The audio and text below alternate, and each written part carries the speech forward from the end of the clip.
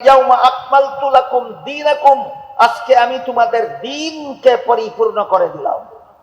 আজকে যে আয়াত আসলো যেখানে আল্লাহ বললেন তোমরা আল্লাহর দ্বীন পালনের মাধ্যমে ঐক্যবদ্ধ হও, এই আয়াতের ব্যাখ্যা এখন বোঝা জরুরি হয়েছে। আল্লাহ এখানে আল্লাহর দ্বীন বলতে কি বুঝালেন? আমি দুঃখিত, আমি এই দ্বীন শব্দের তাফসীরটা আপনাদেরকে শোনাবার জন্য যতটুকু সময়ের এবং যতটুকু শান্ত পরিবেশের দরকার ছিল সেইটুকু আমি পাইনি। এই জন্য আমি শান্তশিষ্টভাবে বলার মতো সময় সুযোগ আমার হাতে নাই, খুব তাড়াহুড়া করেই বলতে হবে।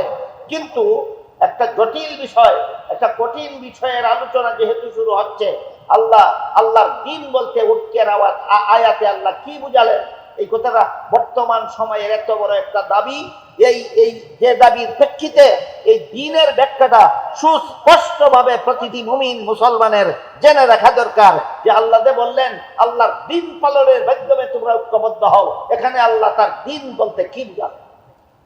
তাই আমি আপনাদের একটু সম্মতি চাই, কয়েক মিনিট সময় যদি আমি এই আল্লাহর দ্বীন কথার ব্যাখ্যাটা একটা হাদিসের আলোকে আপনাদের সামনে তুলে ধরতে চাই, একটু মনোযোগে ধৈর্যের সাথে শুনবেন কিনা? তাহলে দ্বীন পালনের মাধ্যমে তোমরা ঐক্যবদ্ধ হও আয়াতে আল্লাহ দ্বীন বলতে কি বুঝালেন, এবার সেই ব্যাখ্যার দিকে যাচ্ছে। মুহাদ্দিসিনে কেরামের কাছে সুপ্রসিদ্ধ একটি হাদিস আছে যেটাকে মুহাদ্দিসিনে কেরামের পরিভাষায় হাদিসে জিবরিল বলা হয়। আপনারা হাদিস জানেন আর না জানেন, হাদিসের নামটা মনে রাখুন, হাদিসটার নাম হাদিসে জিবরিল। হাদিসটার নাম হাদিসে জিবরিল। হাদিসটার নাম হাদিসে জিবরিল হলো কেন? হাদিসে উল্লেখ আছে জিবরিল ফেরেশতা একজন অচেনা মানুষের আকৃতি ধারণ করে রাসূল করিম সাল্লাল্লাহু আলাইহি ওয়াসাল্লামের খেদমতে উপস্থিত হয়েছিলেন এবং কতগুলি প্রশ্ন করেছিলেন, রাসূল জবাব দিয়েছিলেন। যেহেতু জিবরিলের সাথে রাসূলের প্রশ্নোত্তরের ঘটনা এই হাদিসে বর্ণিত হয়েছে, তাই মুহাদ্দিসগণ এই হাদিসটাকে হাদিসে জিবরিল নামে আখ্যায়িত করেছে। এই হাদিসে উল্লেখ আছে জিবরিলের 3 প্রশ্নের জবাবে রাসূল তার উম্মতকে 3 প্রকার ইলম শিক্ষা দিয়েছিলেন। রাসূল দীর্ঘ 23 বছরে উম্মতকে যে দ্বীন শিক্ষা দিয়েছিলেন বিস্তারিতভাবে, রাসূলের ইন্তেকালের আগে হাদিসে জিবরিলের ভিতরে 23 বছরের শিক্ষা দেওয়া দ্বীনকে 3টা ইলমের মধ্যে সীমাবদ্ধ করে বলে দিয়ে গেছে।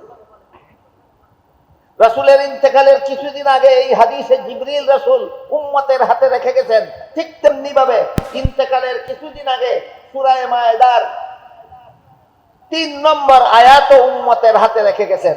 সেখানেও 3 নম্বর আয়াতেও বলে দিয়ে গেছেন আমি তোমাদের, আল্লাহ বলে দিয়েছেন আমি তোমাদের দ্বীনকে পরিপূর্ণ করে দিলাম। যে দ্বীন রাসূল দীর্ঘ 23 বছরে উম্মতকে শিক্ষা দিয়েছিলেন, সেই 23 বছরের শিক্ষা দেওয়া দ্বীনের অতি সংক্ষিপ্ত রূপরেখা, দ্বীনের কমপ্লিট ডেফিনেশন হাদিসে জিবরিলের ভিতরে আল্লাহ রাসূল উল্লেখ করে দিয়ে গেছেন। যে 3 প্রশ্নের জবাবে রাসূল উম্মতকে 3 প্রকার ইলম শিক্ষা দিয়েছিলেন। এবার 3টি প্রশ্ন এবং 3টি প্রশ্নের জবাব আমরা বোঝার চেষ্টা করি।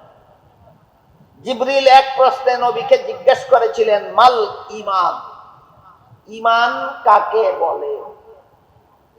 মাল ঈমান জিবরিলের প্রশ্ন, অর্থ হলো ঈমান কাকে বলে? জবাবে রাসূল বলে দিয়েছেন 6টি কথা বিশ্বাস করার নাম ঈমান। আল্লাহ বিশ্বাস করা, ফেরেশতা বিশ্বাস করা, কুরআন বিশ্বাস করা, নবী রাসূল বিশ্বাস করা, তাকদীর বিশ্বাস করা, পরকালের চিরস্থায়ী জীবন বিশ্বাস করা। এই 6টি কথা বিশ্বাস করার নাম ঈমান। এই 6টি কথা হলো ঈমানের মূল কথা। এখান থেকে আমরা মনে রাখি মুমিনের ঈমানের মূল কথা 6টা। মুমিনের ঈমানের মূল কথা 6টা। এই 6টা মূল কথার সাথে আরো যত আনুষঙ্গিক কথা আছে সবগুলিকে সবিস্তারে দলিল প্রমাণ সহ আকাবিরিনে উম্মত একটা ফন্নে মুদাব্বান করেছেন, একটি শাস্ত্রে বিন্যস্ত করেছেন। পরিভাষাগতভাবে সেই শাস্ত্রটাকে ইলমে আকাইদ বলা হয়। সারমর্ম হলো জিবরিলের এই প্রশ্নের জবাবে রাসূল তার উম্মতকে ইলমে আকাইদ শিক্ষা দিয়েছে। ইলমে আকাইদের সংক্ষিপ্ত সংজ্ঞা হলো আল্লাহর যে সমস্ত বিধিবিধান শুধু অন্তরে বিশ্বাস করতে হয়, কাজে পরিণত করার কিছু নাই। আল্লাহ আছেন, অন্তরে বিশ্বাস করতে হয়। আল্লাহ একজন, অন্তরে বিশ্বাস করতে হয়। আল্লাহ লা শরীক, অন্তরে বিশ্বাস করতে হয়। নবী রাসূলগণ আল্লাহর মনোনীত, অন্তরে বিশ্বাস করতে হয়। আদম প্রথম নবী, অন্তরে বিশ্বাস করতে হয়।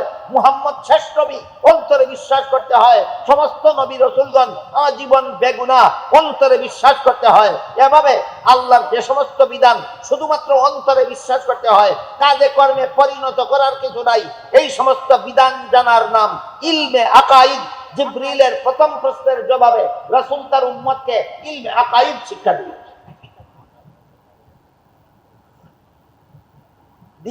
জিবরিল দ্বিতীয় প্রশ্ন করেছিলেন, মাল ইসলাম, ইসলাম কাকে বলে?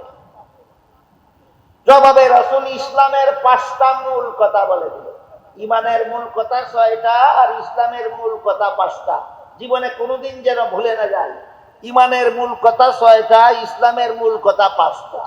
1 নম্বর কলেমার স্বীকৃতি দেওয়া মুখের দ্বারা, 2 নম্বর 5 বেলার নামাজ কায়েম করা, 3 নম্বর রমজান মাসে রোজা রাখা, 4 নম্বর ধনী হলে যাকাত দেওয়া, 5 নম্বর সামর্থ্যবানের হজ করা।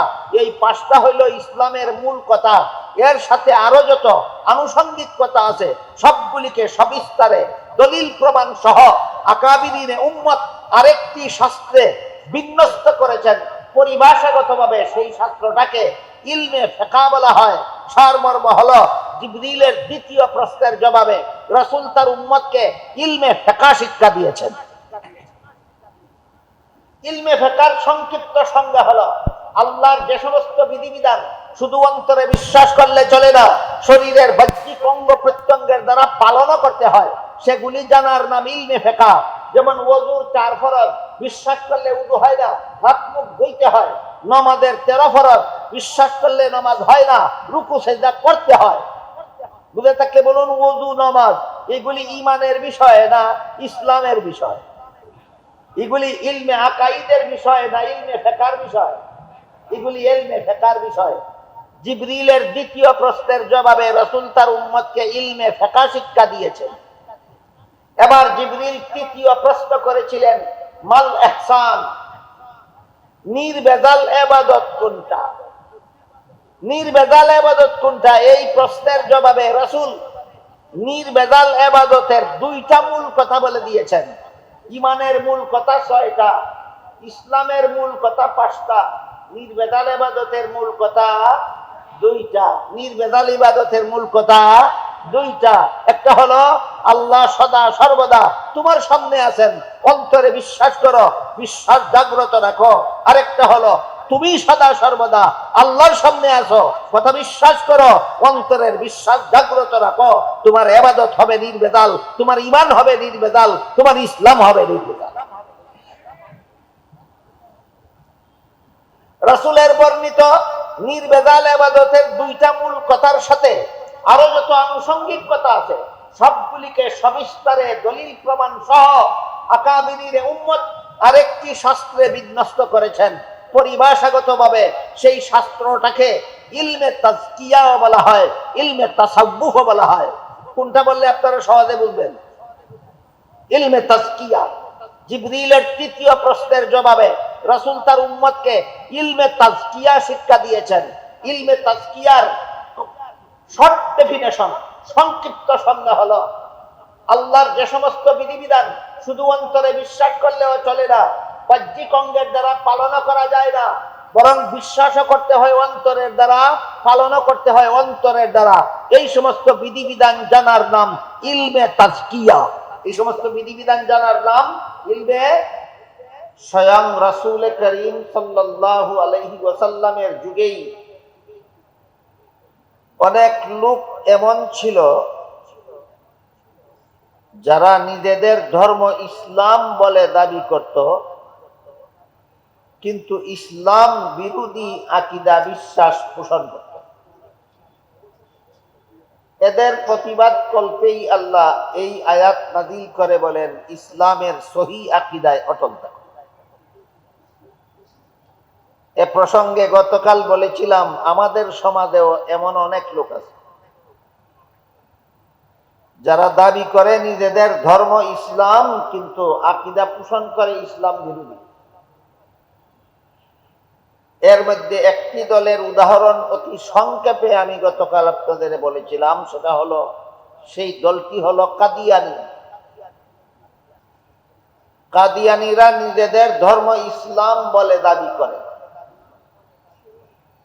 কিন্তু ইসলাম বিরোধী আকীদা বিশ্বাস পোষণ। আল্লাহ সূরা আহজাবের 40 নম্বর আয়াতে আমাদের নবীকে খাতামুন নবিয়্যিন উপাধিতে ভূষিত করেছেন।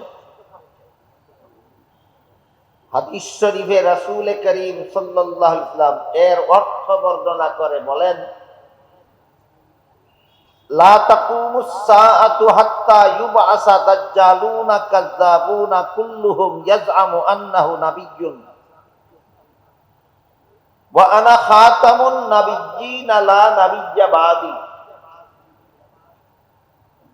এর অর্থ হলো, রাসূল বলেন, আমার পরবর্তী কেউ নবী হওয়ার দাবি করলে সে হবে মিথ্যাবাদী, দাজ্জাল। কারণ বর্ণনা করে রাসূল বলেন, আমার পরবর্তী কেউ নবী হওয়ার দাবি করলে মিথ্যাবাদী, দাজ্জাল সাব্যস্ত হবে। কেন? তার কারণ হলো, আমি যে খাতামুন নবিয়্যিন, এর অর্থ হলো আমার পরে আর কোন নবী নাই, অর্থাৎ আমি শেষ নই। কাজেই কোরআনে আল্লাহ খাতামুন নবিয়্যিন বলেছেন, হাদিসে রাসূল এর অর্থ বলেছেন শেষ নবী। কাদিয়ানীরা মানে না, তারপর দাবি করে তাদের ধর্ম ইসলাম। বুঝে থাকলে বলুন, ধর্ম আমার ইসলাম দাবি করলেই মুসলমান হয়, না ইসলামের আকীদাগুলি অন্তরে পোষণ করতে হয়? ইসলামের আকীদাগুলি অন্তরে পোষণ করতে হয়। অনুরূপ ভাবে পবিত্র কোরআনের সূরা নামাল, সূরা নামালের 65 নম্বর আয়াতে আল্লাহ পাক রব্বুল আলামিন বলেন, কুল লা ইয়ালামু মান ফিস সামাওয়াতি ওয়াল আরদিল গায়বা ইল্লাল্লাহ। এর অর্থ হলো, আল্লাহ বলেন, হে রাসূল করিম সাল্লাল্লাহু আলাইহি ওয়াসাল্লাম, আপনি বলে দিন, আসমান জমিনের কোন বাসিন্দাই গায়েব জানে না একমাত্র আল্লাহ ছাড়া। পরিষ্কার ভাষায় আল্লাহ সূরা নামালের 65 নম্বর আয়াতে স্বয়ং রাসূলকে নির্দেশ দিয়ে বলেন, আপনি বলে দিন, একমাত্র আল্লাহ ছাড়া আসমান জমিনের কোন বাসিন্দাই গায়েব জানে না। এজন্য হযরত ইমাম আবু হানিফা রাহমাতুল্লাহি আলাইহি লিখিত আহলে সুন্নাত ওয়াল জামাতের আকীদা বিষয়ের কিতাব আল ফিকহুল আকবার এর ব্যাখ্যা গ্রন্থ শারহুল ফিকহিল আকবারে উল্লেখ আছে, যাকারাল হানাফিয়্যাতু তাসরিহান বিত-তাকফীর বিইতিকাদি আন্না নবিয়্য সাল্লাল্লাহু আলাইহি ওয়াসাল্লাম ইয়ালামুল গায়ব লিমুআরাদাতি কওলিহি তাআলা কুল লা ইয়ালামু মান ফিস সামাওয়াতি ওয়াল আরদিল গায়বা ইল্লাল্লাহ।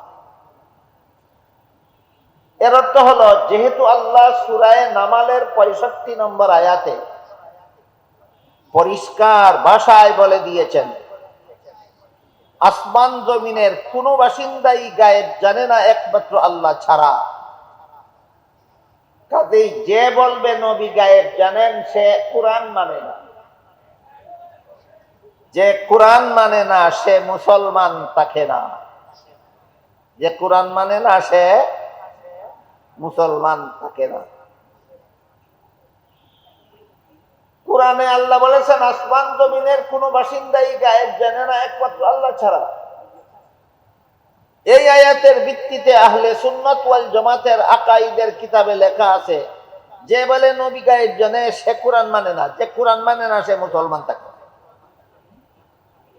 আপনি যদি বলেন নবী গায়েব জানেন, তাহলে আপনি কোরআন মানেন না।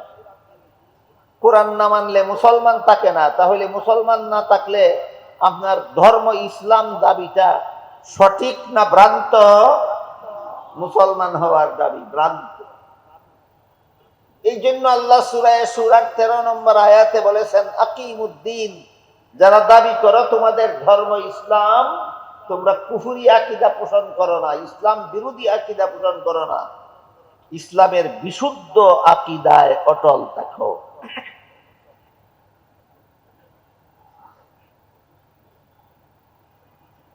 বুঝে থাকে বলুন তো, রাসূলকে শেষ নবী না মানলে মুসলমান থাকে না।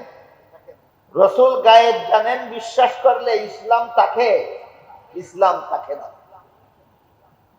যারা এমন কথা বলে রাসূল গায়েব জানেন, তারা এই কথার মাধ্যমে রাসূলের প্রশংসা করতে চায়।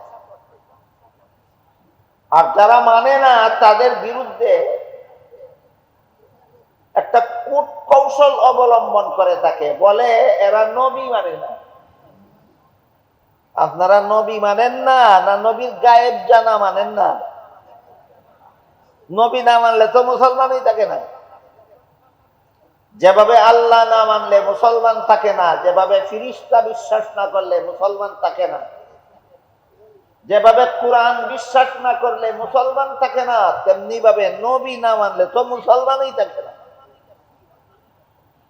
তাহলে যারা বলেন নবী গায়েব জানেন না, তারা কি সত্যই নবী মানেন না, না নবীকে আল্লাহর শরীকদার সাব্যস্ত করা মানেন না?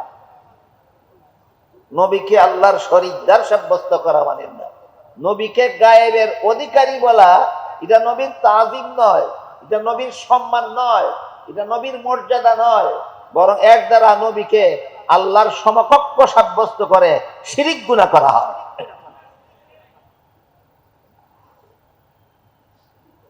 আল্লাহর বৈশিষ্ট্যপূর্ণ গুণে অন্য কাউকে গুণান্বিত করার নামই শিরক। এই কথাটা সর্বদা আমাদের সকলের মনে রাখা দরকার। যে গুণ আল্লাহ ছাড়া আর কারো মধ্যে নাই, সেই গুণ অন্য কারো মধ্যে আছে মনে করার নামই শিরক। আল্লাহর সমগুণে গুণান্বিত সাব্যস্ত করা। যেহেতু গায়েব জানা একমাত্র আল্লাহর গুণ, সূরা নামলের 65 নম্বর আয়াত তার সুস্পষ্ট দলিল।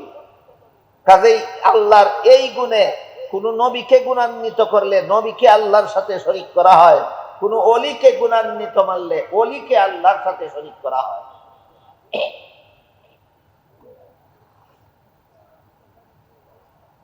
তাই বলে নবীর গুণাবলী রহিত হয়ে যায়। এক হাদিসে আমাদের নবী বলেছেন, ইন্নাল্লাহ ফাদ্দালানি আলাল আম্বিয়া ওয়া ফাদ্দালা উম্মতি আলাল উমাম। আল্লাহ আমাকে সমস্ত নবীগণের উপর শ্রেষ্ঠ মর্যাদা দান করেছেন, আর আমার উম্মতকে সকল নবীর উম্মতের উপর শ্রেষ্ঠ মর্যাদা দান করেছেন। আমাদের নবীর মর্যাদা সমস্ত নবী রাসূলগণের চেয়ে শ্রেষ্ঠ। আমার কথা বুঝে থাকলে বলুন, আমাদের নবীর মর্যাদা অন্য কোন নবীর সমতুল্য না শ্রেষ্ঠ? গুণ ছাড়া না বৈশিষ্ট্যপূর্ণ গুণের দ্বারা আমাদের নবী সৃষ্টির শ্রেষ্ঠ মর্যাদার অধিকারী। এই সমস্ত গুণাবলীর আলোচনায় কোরআন হাদিস ভরপুর। কোরআনে হাদিসে আমাদের নবীর বৈশিষ্ট্যপূর্ণ যে গুণাবলীর আলোচনা হয়েছে সেগুলি বলো না কেন? আল্লাহর গুণ কেড়ে নিয়ে নবীকে দিতে চাও কেন? এটা তো নবীর শান না, এটা তো শিরিক। আল্লাহ পাক রব্বুল আলামিন কোরআনে আমাদের নবীকে খাতামুন নবিয়্যিন উপাধি দিয়েছেন। এটা আমাদের নবীর আলাদা মর্যাদা। দুঃখিত, আমার হাতে এই এত লম্বা সময় নাই। আমি বলার চেষ্টা করতাম সময় থাকলে যে খাতামুন নবিয়্যিন হওয়াটা সকল নবীর উপর শ্রেষ্ঠত্বের প্রমাণ কিভাবে হয়, বিস্তারিত বিবরণ যাদের বুঝে আসেনি তারাও অন্তত এতটুকু মনে রাখতে পারেন যে যে খাতামুন নবীন হওয়াটা আমাদের নবীর আলাদা মর্যাদা। বুঝে থাকতে বলুন, খাতামুন নবীন আল্লাহর উপাধি না আমাদের নবীর উপাধি না অন্য কোন নবীর উপাধি? খাতামুন নবীন আল্লাহরও উপাধি নয়, অন্য কোন নবীরও উপাধি নয়। খাতামুন নবীন একমাত্র আমাদের নবীর উপাধি। বুঝাও খাতামুন নবীন কিভাবে খাতামুন নবীন হওয়ার কারণে কিভাবে তিনি অন্য নবীর থেকে শ্রেষ্ঠ হলেন, পারলে সেটা বুঝাও। না বুঝিয়ে আল্লাহ নবীকে যেই গুণ দান করেছেন সেটা না বলে, যেই গুণ আল্লাহর জন্য বৈশিষ্ট্যপূর্ণ বলেছেন সেটা কারাকারি করে নবীকে দিয়ে নবীকে আল্লাহর সাথে শরীকদার সাব্যস্ত করার নাম সুন্নিয়ত নয়, কুফর।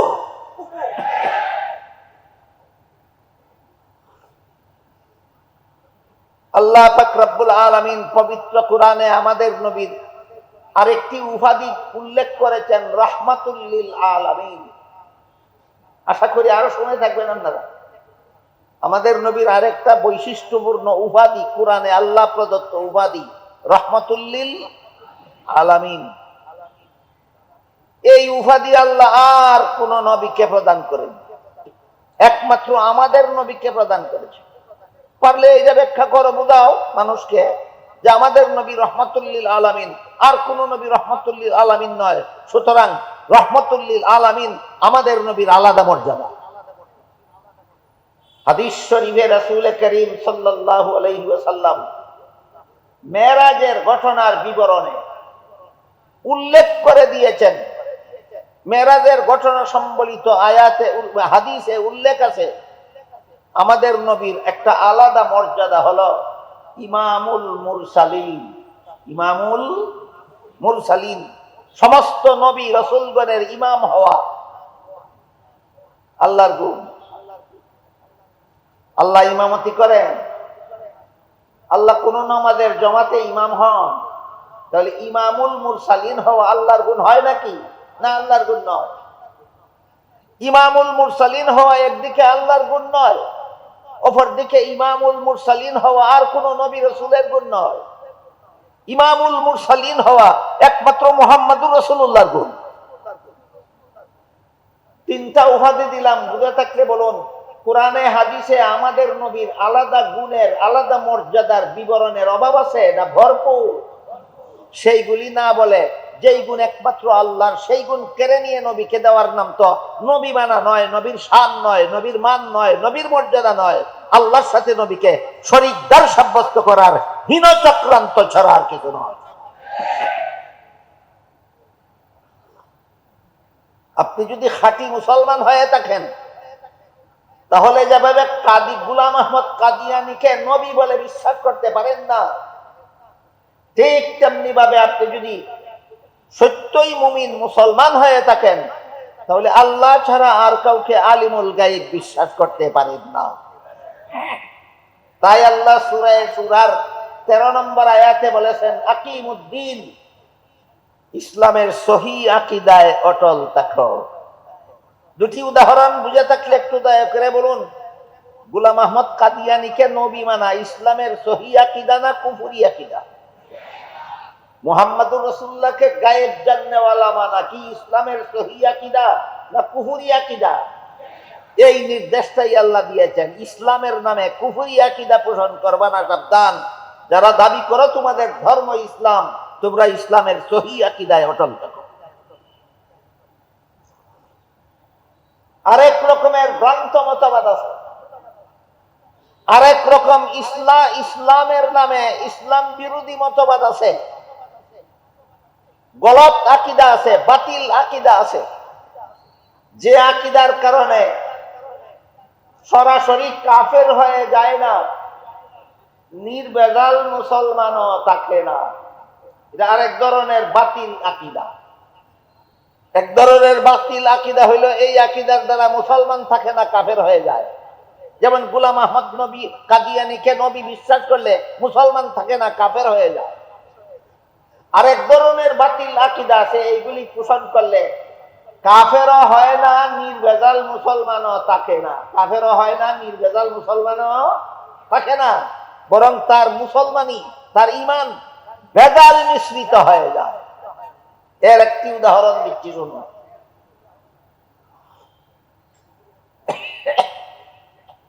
আল্লাহ পাক রব্বুল আলামিন পবিত্র কোরআনের এক আয়াতে বলেছেন, লা ইয়ানালু আহদিজ জালিমিন।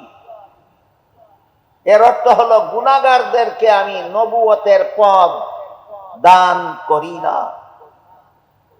কাদেরকে আল্লাহ নবুয়ত দান করেন না? গুনাহগার। এটা কি এক দুইজন নবীর বেলায় বলেছেন, না সকল নবীর বেলায়?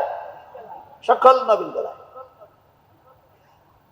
সমস্ত নবীগণের বেলায় আল্লাহর নির্ধারিত সামগ্রিক মূলনীতির বিবরণ দিয়ে আল্লাহ বলেন, লা ইয়ানালু আহদিজ জালিমিন। আমার প্রদত্ত নবুয়তের পদ আমি কোনো গুনাহগারকে দান করি না, গুনাহগারদেরকে দান করি না।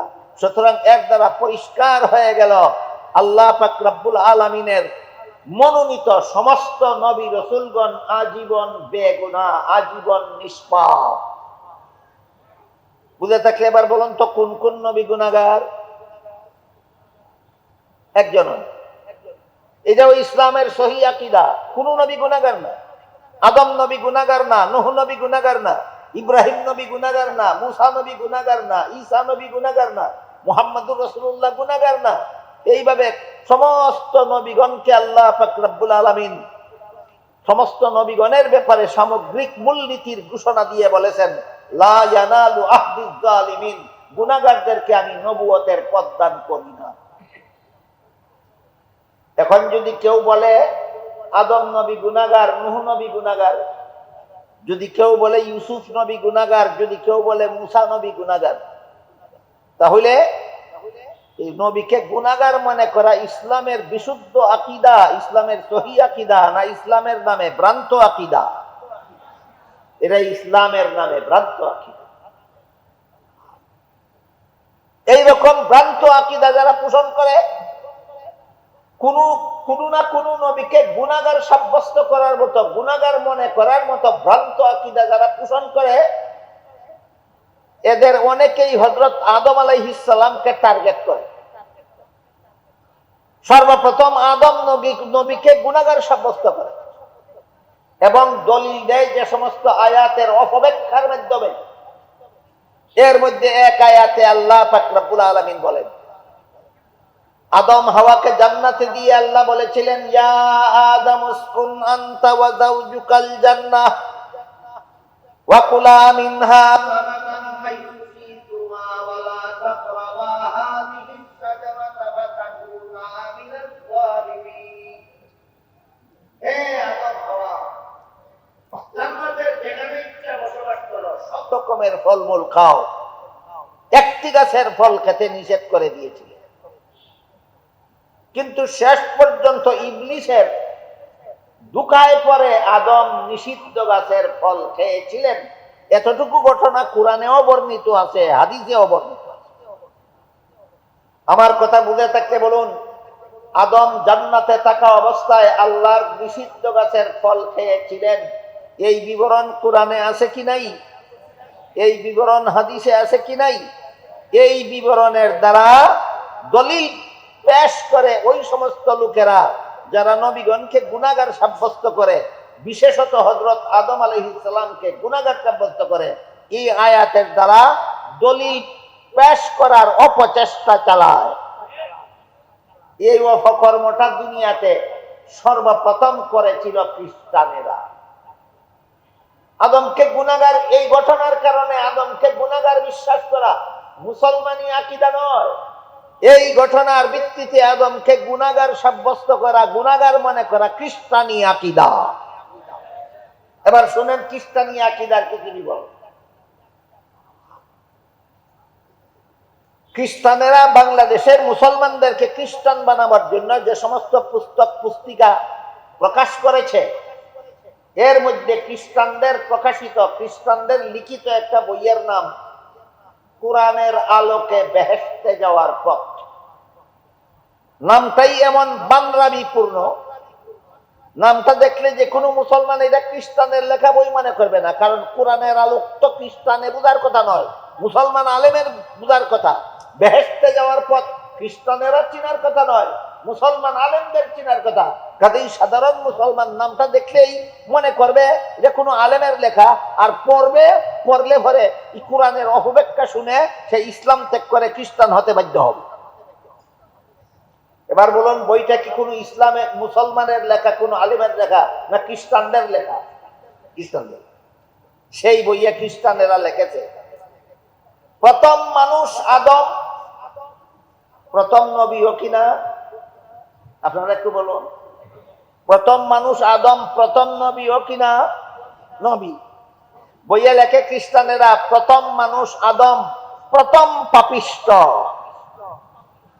প্রথম মানুষ আদম, প্রথম পাপিষ্ট। কি ছিল আদমের পাপ? জান্নাতে নিষিদ্ধ গাছের ফল খাওয়া। তাহলে জান্নাতে নিষিদ্ধ গাছের ফল খাওয়াকে আদমের গুনাহ সাব্যস্ত করা মুসলমানি আকীদা না খ্রিস্টানি আকীদা? খ্রিস্টানি আকীদা। তাহলে এই ব্যাপারে মুসলমানি আকীদা কি এটা বোঝা দরকার। আদম তো নিষিদ্ধ গাছের ফল খেয়েছিলেন জান্নাতে, আমরাও জানি, খ্রিস্টানেও জানে, কিন্তু ঘটনার ভিত্তিতে খ্রিস্টানেরা আদমকে পাপিষ্ট সাব্যস্ত করেছে, আর আমরা এই ঘটনার দ্বারা আদমকে পাপিষ্ট সাব্যস্ত করতে পারি না। কারণ কি? কারণ হলো মানুষের কোনো কাজের দ্বারা সওয়াব হয় অথবা কোনো কাজের দ্বারা গুনাহ হয়, দুনিয়ার জীবনে নয়, জান্নাতি জীবনে নয়, দুনিয়ার জীবনে। মানুষের কোনো কাজের দ্বারা গুনাহ হয়, কোনো কাজের দ্বারা সওয়াব হয়, জান্নাতি জীবনে না দুনিয়ার জীবনে? জান্নাতি জীবনের কোনো কাজে সওয়াব নাই, গুনাহ নাই। এবার বলুন, আদম নিষিদ্ধ গাছের ফল খেয়েছিলেন কোন জীবনে? এর সাথে সওয়াবেরও কোনো সম্পর্ক নাই, এর সাথে গুনাহরও কোনো সম্পর্ক নাই। এটা হলো আদমের নিষিদ্ধ গাছের ফল খাওয়ার সহি ব্যাখ্যা। এটা হলো আদমের নিষিদ্ধ গাছের ফল খাওয়ার সহি ব্যাখ্যা। কাজেই আল্লাহ যেহেতু কোরআনে সমস্ত নবী রাসূলগণের জন্য একটা সামগ্রিক মূলনীতি নির্ধারণ করে দিয়েছেন, আমি গুনাহগারদেরকে নবী বানাই না, এমত অবস্থায় কোরআন হাদিসের কোথাও ভিন্নভাবে বিচ্ছিন্ন ঘটনা হিসাবে কোন নবীর নামে যদি গুনাহ শব্দের উল্লেখ থাকে, সমস্ত মুহাদ্দিসিনে কেরাম, সমস্ত মুফাসসিরিনে কেরাম, সমস্ত মুফতিয়ানে কেরাম, সত্যিকারের আহলে সুন্নাত ওয়াল জামাতের সমস্ত ইমামগণ ঐক্যবদ্ধভাবে সিদ্ধান্ত দিয়েছেন, কোন নবীর নামে গুনাহ শব্দ ব্যবহৃত হলে সেটা মূল অর্থে গণ্য হবে না, রূপক অর্থে গণ্য হবে। আদমের নামে যদি কোনো গুনাহ শব্দ পাওয়া যায়, আর যদি মূল অর্থে আপনি গণ্য করেন, এক নবীর গুনাহ শব্দকে মূল অর্থ গণ্য করার কারণে সকল নবীর বেলায় আল্লাহর নির্ধারিত কায়দায়ে কুল্লিয়া সামগ্রিক মূলনীতি লঙ্ঘন হয়ে যায়।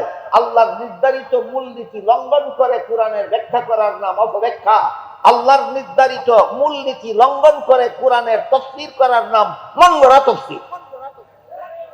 মন গড়া তাফসীর করা ছাড়া আদমকে গুনাহগার সাব্যস্ত করার কোনো উপায় নাই।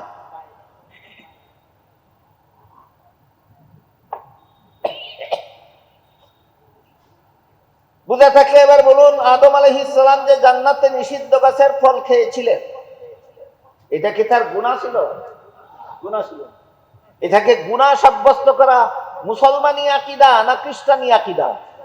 এটাকে গুনাহ সাব্যস্ত করা মুসলমানি আকীদা নয়, এটাকে গুনাহ সাব্যস্ত করা খ্রিস্টানি আকীদা। সুতরাং ইসলামের সহি তাফসীর গ্রহণ না করে খ্রিস্টানদের মন গড়া ব্যাখ্যা যারা গ্রহণ করে, একমাত্র তারাই নবীগণকে গুনাহগার সাব্যস্ত করে। ইসলামের বিশুদ্ধ আকীদায় বিশ্বাসী মুসলমান কোন নবীকে গুনাহগার সাব্যস্ত করে না। এখানে আনুষঙ্গিকভাবে আরেকটা কথা না বললেই না হয়, সেটা হলো হকপন্থী উলামায়ে কেরাম, হকপন্থী উলামায়ে কেরাম, হক্কানি উলামায়ে কেরামের তত্ত্বাবধানে সারা বিশ্ব জুড়ে যে তবলিগি জামাত চালু হয়েছিল, সেই তবলিগি জামাতের ঈমান আকীদা ইসলামের বিশুদ্ধ মতবাদ অনুসারেই ছিল।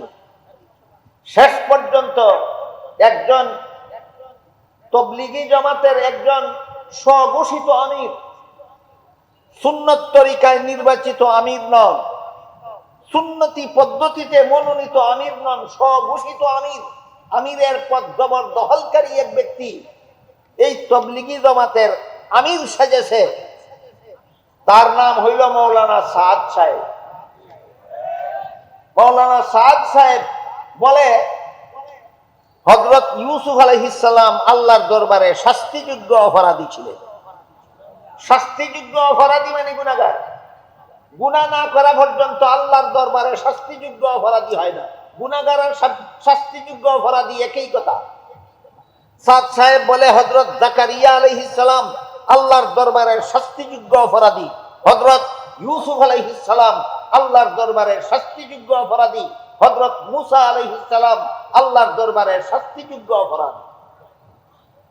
বুঝে থাকলে বলুন, সাদ সাহেবের মতবাদ ইসলামের সহি আকীদা না ইসলামের নামে ভ্রান্ত মতবাদ? ইসলামের নামে ভ্রান্ত মতবাদ।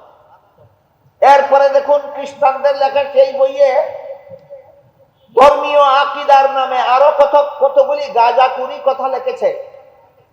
প্রথমে লিখেছে আল্লাহর নিষিদ্ধ গাছের ফল খাওয়া ছিল আদমের গুনাহ, সুতরাং প্রথম মানুষ আদম প্রথম পাপিষ্ঠ। এই পাপিষ্ঠ আদমের বংশে যত নবী জন্মগ্রহণ করেছে, খ্রিস্টানেরা তাদের বইয়ে লিখেছে এই পাপিষ্ঠ আদমের বংশে যত নবী জন্মগ্রহণ করেছে সবগুলি নবী জন্মগত পাপিষ্ঠ। এই সবগুলি নবীর পাপ কি? সবগুলি নবীর পাপ হলো পাপিষ্ঠ আদমের বংশে জন্ম হওয়াটাই তাদের পাপ। বলেন তো, কেউ জন্ম নিজের ইচ্ছায় হয়? কেউ নিজের ইচ্ছায় জন্ম হয়? তাহলে আল্লাহ যাকে ইচ্ছা করেন যার ঘরে জন্ম দিতে তার ঘরে জন্ম দেন। জন্ম হওয়াটা জন্মগ্রহণকারী সন্তানের পাপ হয় না। কিন্তু খ্রিস্টানেরা লেখে সমস্ত নবী যারা আদমের বংশে জন্মগ্রহণ করেছে এরা জন্মগত পাপিষ্ঠ। কেন? আদমের বংশে জন্ম হওয়াটাই তাদের জন্মগত পাপ। তারপরে সেই বইয়ে আরো লিখেছে তাই আল্লাহ পাক রব্বুল আলামিন একজন নবীকে নিষ্পাপ বানাবার জন্য আর আদমের বংশে জন্ম না দিয়ে আল্লাহ নিজের ঔরসে জন্ম দিলেন। তিনি হলেন হযরত ঈসা আলাইহিস সালাম। ঈসা আলাইহিস সালাম পাপিষ্ঠ আদমের বংশে জন্ম না হয় স্বয়ং আল্লাহর ঔরসে জন্মগ্রহণ করার কারণে একমাত্র ঈসা নবী হলেন নিষ্পাপ। বিশ্বাস করেন? এ ব্যাপারে আল্লাহ কোরআনে বলেন ওয়ামা কাতালুহু ওয়ামা সালাবুহু ওয়ালাকিন শুববিহা লাহুম। খ্রিস্টানেরা বা ঈসা নবীর শত্রুরা ঈসা নবীকে হত্যাও করতে পারেনি, শুলিতেও চড়াতে পারেনি, বরং আল্লাহর পক্ষ থেকে এদেরকে ধাঁধায় ফেলা হয়েছে। কোরআন কি বলে? ঈসা নবীকে হত্যা করা হয়েছে না, বরং আল্লাহ বলেন ইয়া ঈসা ইন্নী মুতাওয়াফফিকা ওয়া রাফিউকা ইলাই। হে ঈসা আলাইহিস সালাম, শত্রুদের হাত থেকে আপনাকে রক্ষা করার জন্য আপনাকে মরণ ব্যতি রেখে এক্ষুনি সশরীরে জীবিত অবস্থায় আমি আসমানে উঠিয়ে দিচ্ছি। আর মরণের কাজটা যে বাকি রইল সেটা পূর্ণ করার জন্য ভবিষ্যতে কিয়ামতের আগে আবারও আমি আপনাকে পৃথিবীতে পাঠাবো। তাহলে ঈসা নবীকে শুলিতে চড়িয়ে হত্যা করা হয়েছে না জীবিত অবস্থায় আল্লাহ তাকে আসমানে উঠিয়ে নিয়েছেন? কাজেই খ্রিস্টানদের আকীদাগুলি সত্যই ধর্মীয় আকীদা না ধর্মের নামে গাঁজাখুরি কথা? এই ধরনের কিছু গাঁজাখুরি কথা খ্রিস্টানদের কাছ থেকে আমাদের মুসলমান সমাজের কিছু পণ্ডিত আমদানি করেছে। আদম আলাইহিস সালামকে একবার গুনাহগার সাব্যস্ত করে, একবার নূহ আলাইহিস সালামকে গুনাহগার সাব্যস্ত করে, একবার জাকারিয়া আলাইহিস সালামকে গুনাহগার সাব্যস্ত করে, একবার ইউসুফ আলাইহিস সালামকে গুনাহগার সাব্যস্ত করে, একবার মুসা আলাইহিস সালামকে গুনাহগার সাব্যস্ত করে। এমনকি এক পর্যায়ে এই তাবলীগের স্বঘোষিত আমির মৌলানা সাদ একবার বলেছে স্বয়ং মুহাম্মদুর রাসূলুল্লাহ সাল্লাল্লাহু আলাইহি ওয়াসাল্লাম আল্লাহর দরবারে শাস্তিযোগ্য অপরাধ করেছেন।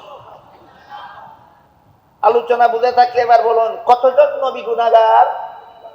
একজনও না। সুতরাং নবীকে গুনাহগার সাব্যস্ত করা, নবীকে গুনাহগার মনে করা, বিশ্বাস করা ইসলামের সহি আকীদা না ইসলামের নামে ভ্রান্ত মতবাদ?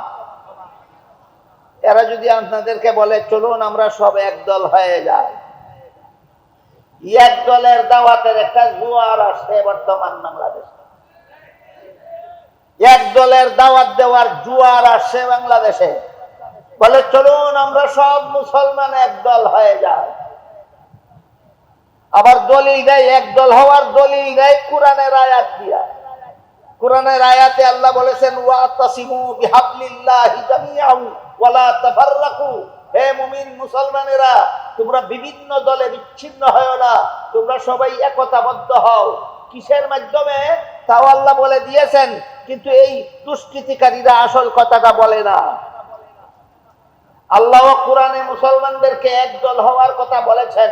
কোন প্ল্যাটফর্মে একত্র হয়ে একদল হবে আল্লাহ পরিষ্কার ভাবে কোরআনে বলে দিয়েছেন। এই কুচক্রীরা আল্লাহ কোরআনে বলেছেন একদল হও, এই কথাটা বলে, কোন প্ল্যাটফর্মে গিয়ে একদল হও সেটা বলে না, অথচ আল্লাহ সেটাও বলে দিয়েছেন। আল্লাহ বলেন হে মুমিন মুসলমানেরা, তোমরা বিভিন্ন দলে বিভক্ত হও না, তোমরা একদল হও। কোন প্ল্যাটফর্মে? আল্লাহ বলেন বিহাবলিল্লাহ, আল্লাহর রশ্মিকে শক্তভাবে ধারণ করার মাধ্যমে একদল হও। মুফাসসিরিনে কেরাম তাফসীরের কিতাবে লিখেছেন, এখানে আল্লাহর রশ্মি বলতে আল্লাহর দ্বীন বোঝানো হয়েছে। আল্লাহর দ্বীন পালনের মাধ্যমে তোমরা ঐক্যবদ্ধ হও। আল্লাহ শুধু ঐক্যবদ্ধ হও বলেছেন, কি পালনের মাধ্যমে বলেননি। কি পালনের মাধ্যমে? এই যে আবার আসলো দ্বীন, দ্বীনের কথা। দ্বীন, হে মুমিন মুসলমানেরা, আল্লাহর দ্বীন পালনের মাধ্যমে তোমরা ঐক্যবদ্ধ হও। কুচক্রীরা ঐক্যবদ্ধ হও আল্লাহ কোরআনে বলেছেন, এটুকু বলে, কিন্তু আল্লাহ কিসের ভিত্তিতে ঐক্যবদ্ধ হবে সেটাও যে পরিষ্কার ভাষায় বলে দিয়েছেন। আল্লাহর দ্বীন পালনের মাধ্যমে তোমরা ঐক্যবদ্ধ হও, এটা লুকিয়ে রাখে। কেন লুকিয়ে রাখে? কারণ তারা জানে দ্বীন, তারা সহি দ্বীনের উপর নাই, তারা দ্বীনের নামে ভ্রান্ত মতবাদে বিশ্বাসী। এবার আমাদের জরুরি ভিত্তিতেই বুঝতে হয় আল্লাহর দ্বীন বলতে আল্লাহ কি বুঝালেন। আলোচনা এখান থেকেই শুরু হয়েছিল। আমি গতকাল আপনাদের সামনে সূরা মায়েদার 3 নম্বর আয়াত এর যে অংশ তিলাওয়াত করেছিলাম, সেখানে আল্লাহ বলেছিলেন আল ইয়াউমা আকমালতু লাকুম দীনাকুম, আজকে আমি তোমাদের দ্বীনকে পরিপূর্ণ করে দিলাম। আজকে যে আয়াত আসলো, যেখানে আল্লাহ বললেন তোমরা আল্লাহর দ্বীন পালনের মাধ্যমে ঐক্যবদ্ধ হও, এই আয়াতের ব্যাখ্যা এখন বোঝা জরুরি হয়েছে। আল্লাহ এখানে আল্লাহর দ্বীন বলতে কি বুঝালেন? আমি দুঃখিত, আমি এই দ্বীন শব্দের তাফসীরটা আপনাদেরকে শোনাবার জন্য যতটুকু সময়ের এবং যতটুকু শান্ত পরিবেশের দরকার ছিল সেইটুকু আমি পাইনি। এই জন্য আমি শান্তশিষ্টভাবে বলার মতো সময় সুযোগ আমার হাতে নাই, খুব তাড়াহুড়া করেই বলতে হবে।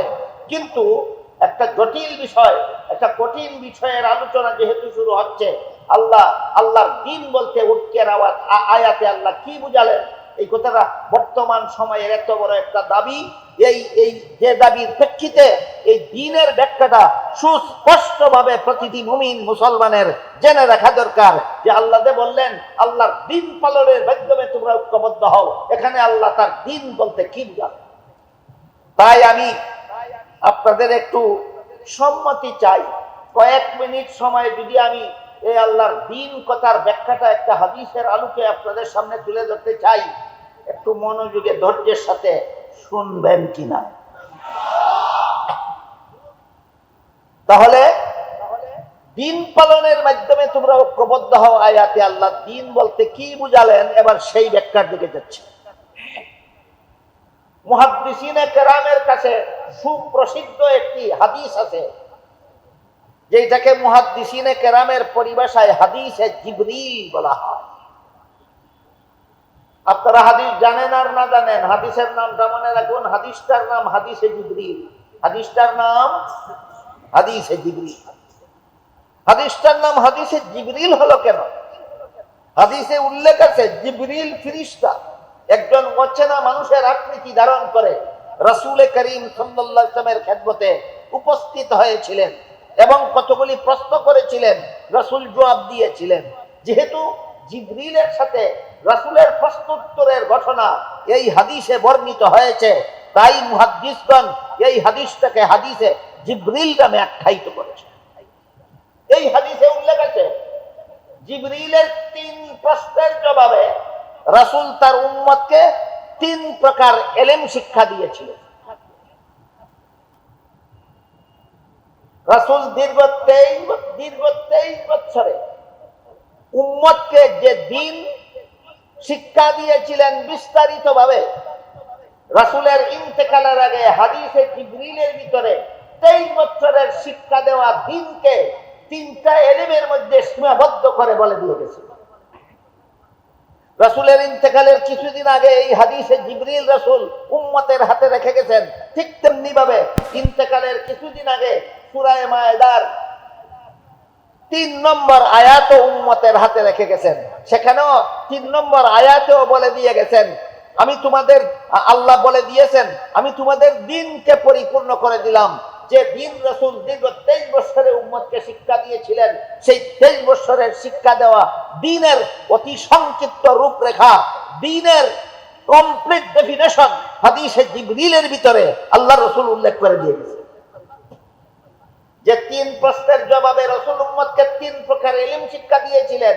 এবার 3টি প্রশ্ন এবং 3টি প্রশ্নের জবাব আমরা বোঝার চেষ্টা করি। জিবরিল এক প্রশ্নে নবীকে জিজ্ঞেস করেছিলেন, মাল ঈমান, ঈমান কাকে বলে? মাল ঈমান জিবরিলের প্রশ্ন, অর্থ হলো ঈমান কাকে বলে? জবাবে রাসূল বলে দিয়েছেন, 6টি কথা বিশ্বাস করার নাম ঈমান। আল্লাহ বিশ্বাস করা, ফেরেশতা বিশ্বাস করা, কুরআন বিশ্বাস করা, নবী রাসূল বিশ্বাস করা, তাকদীর বিশ্বাস করা, পরকালের চিরস্থায়ী জীবন বিশ্বাস করা। এই 6টি কথা বিশ্বাস করার নাম ঈমান। এই 6টি কথা হলো ঈমানের মূল কথা। এখান থেকে আমরা মনে রাখি, মুমিনের ঈমানের মূল কথা 6টা। মুমিনের ঈমানের মূল কথা 6টা। এই 6টা মূল কথার সাথে আরো যত আনুষঙ্গিক কথা আছে সবগুলিকে সবিস্তারে দলিল প্রমাণ সহ আকাবিরিনে উম্মত একটা ফন্নে মুদাব্বান করেছেন, একটি শাস্ত্রে বিন্যস্ত করেছেন। পরিভাষাগতভাবে সেই শাস্ত্রটাকে ইলমে আকাইদ বলা হয়। সারমর্ম হলো, জিবরিলের এই প্রশ্নের জবাবে রাসূল তার উম্মতকে ইলমে আকাইদ শিক্ষা দিয়েছেন। ইলমে আকাইদের সংক্ষিপ্ত সংজ্ঞা হলো, আল্লাহর যে সমস্ত বিধিবিধান শুধু অন্তরে বিশ্বাস করতে হয়, কাজে পরিণত করার কিছু নাই। আল্লাহ আছেন, অন্তরে বিশ্বাস করতে হয়। আল্লাহ একজন, অন্তরে বিশ্বাস করতে হয়। আল্লাহ লা শরীক, অন্তরে বিশ্বাস করতে হয়। নবী রাসূলগণ আল্লাহর মনোনীত, অন্তরে বিশ্বাস করতে হয়। আদম প্রথম নবী, অন্তরে বিশ্বাস করতে হয়। মুহাম্মদ শেষ নবী, অন্তরে বিশ্বাস করতে হয়। সমস্ত নবী রাসূলগণ আজীবন বেগুনাহ, অন্তরে বিশ্বাস করতে হয়। এভাবে আল্লাহর যে সমস্ত বিধান শুধুমাত্র অন্তরে বিশ্বাস করতে হয়, কাজে কর্মে পরিণত করার কিছু নাই, এই সমস্ত বিধান জানার নাম ইলমে আকাইদ। জিবরিলের প্রথম প্রশ্নের জবাবে রাসূল তার উম্মতকে ইলমে আকাইদ শিক্ষা দিলেন।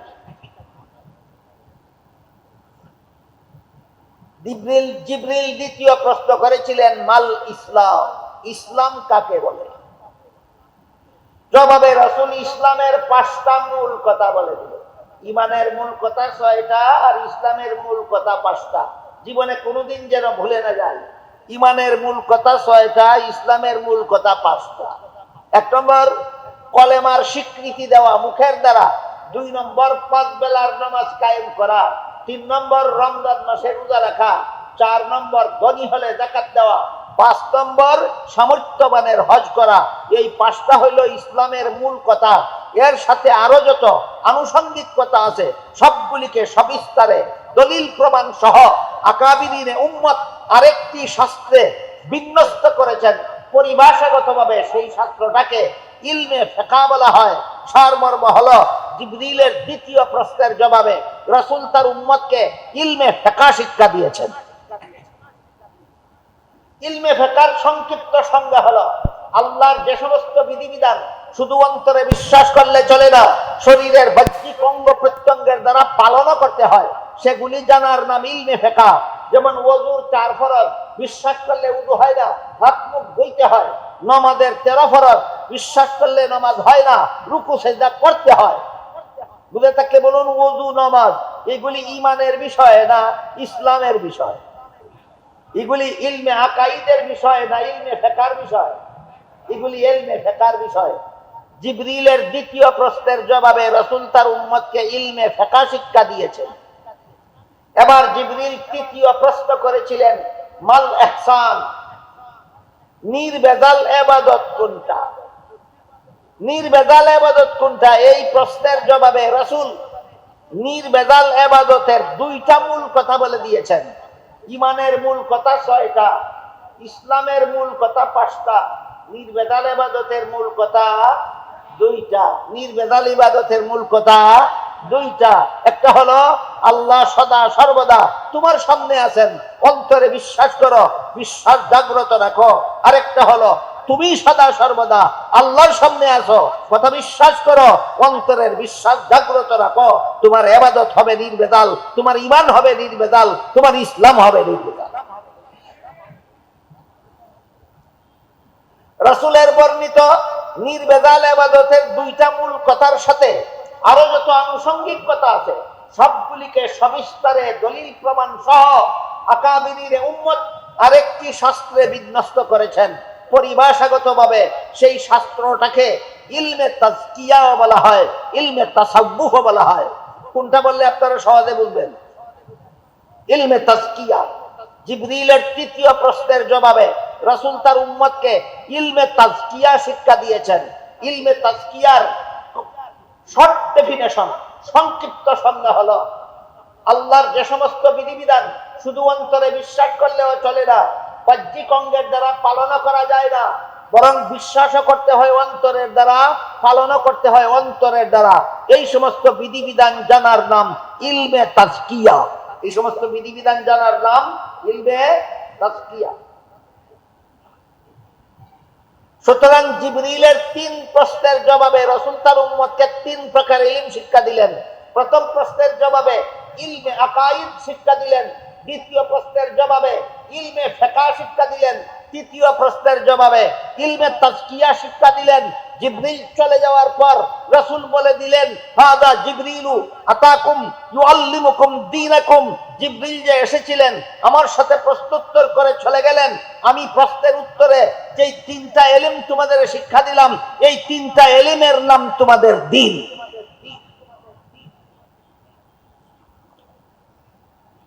কোরআনের যত আয়াতে দ্বীন শব্দকে আল্লাহ যত অর্থে ব্যবহার করেছেন সবগুলিকে রাসূল হাদিসে জিবরিলের অন্তর্ভুক্ত করে দিয়েছেন।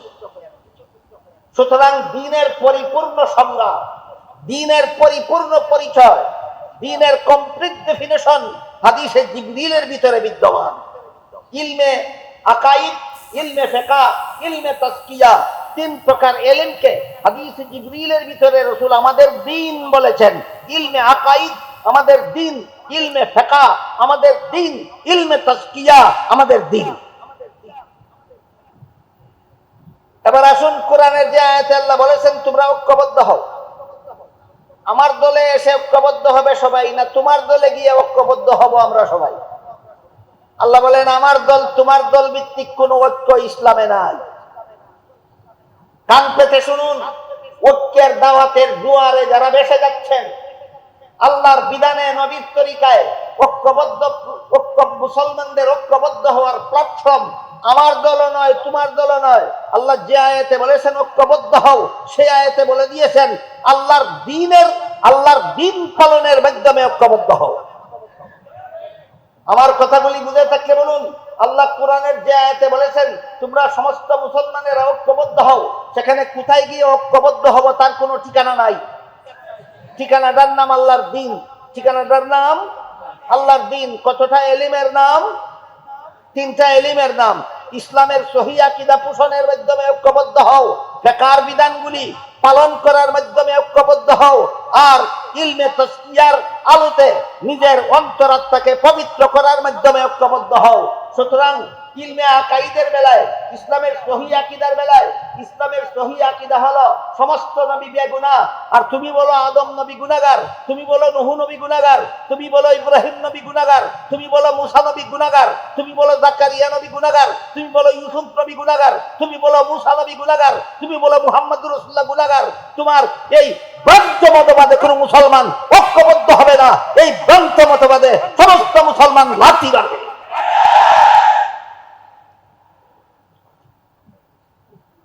আমি কি আপনাদের বুঝাতে পারলাম? আল্লাহ কোরআনে শুধু ঐক্যবদ্ধ হওয়ার কথা বলেছেন, কোন প্ল্যাটফর্ম চিহ্নিত করে দেননি। কি সেই প্ল্যাটফর্মটার নাম? আল্লাহর দিন। কি সেই প্ল্যাটফর্মটার নাম? আল্লাহর দিন। আল্লাহর দিন কত এলিমের নাম? কোন হাদিসে আছে? হাদিসে জিবরিলে আছে আল্লাহর দিন 3 এলিমের নাম। ইসলামের সহিহ আকীদায় অটল থাকো, তাহলে সব মুসলমান অটোমেটিকলি ঐক্যবদ্ধ হয়ে যাবে। ইসলামের ফিকহের বিধান পালন করো, সব মুসলমান অটোমেটিকলি ঐক্যবদ্ধ হয়ে যাবে। ইলমে তাজকিয়া অর্জন করো, সব মুসলমান অটোমেটিকলি ঐক্যবদ্ধ হয়ে যাবে। আমার দল আর তোমার দল ঐক্যবদ্ধ হওয়ার প্ল্যাটফর্ম নয়, একমাত্র আল্লাহর মনোনীত দিন মুসলমানের ঐক্যবদ্ধ হওয়ার প্ল্যাটফর্ম।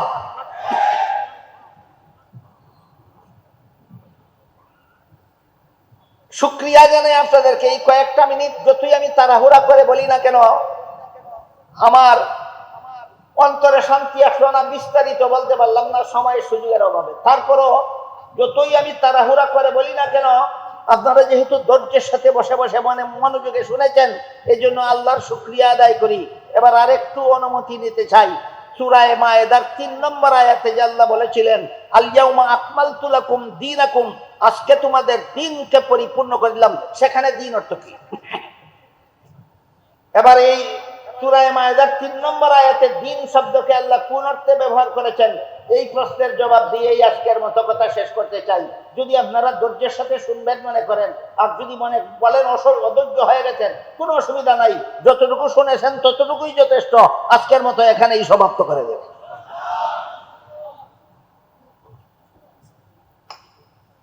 সূরা মায়েদার 3 নম্বর আয়াতাংশ যা আমি তিলাওয়াত করেছিলাম, আল ইয়াউমা আকমালতু লাকুম দীনাকুম, আজকে আমি তোমাদের দিনকে পরিপূর্ণ করে দিলাম।